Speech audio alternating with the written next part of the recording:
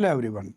Now I'll be discussing a question of pharmacology, a clinical based question.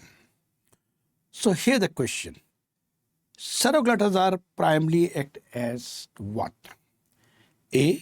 PPRA alpha and gamma agonist, GLP-1 receptor agonist, SGLT2 inhibitor, or DPP4 inhibitor. Simple question from pharmacology. Please mark your answer in the copy, and after that I'm going to give you answer and discussion also. I hope by now you have done it. Answer is A, PPRA alpha and gamma agonist. Well, seroglutazar is a dual PPR alpha and gamma agonist.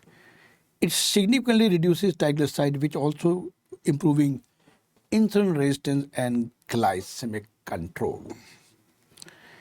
It is approved in India for diabetic dyslipidemia and hypertriglyceridemia not adequately being controlled with statins. It also shows benefit in patient of MALD and MASH with improvement in liver enzyme and hepatic steatosis.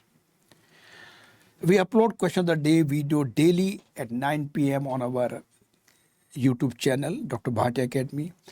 If you have any query to ask me, you can send your query on this number.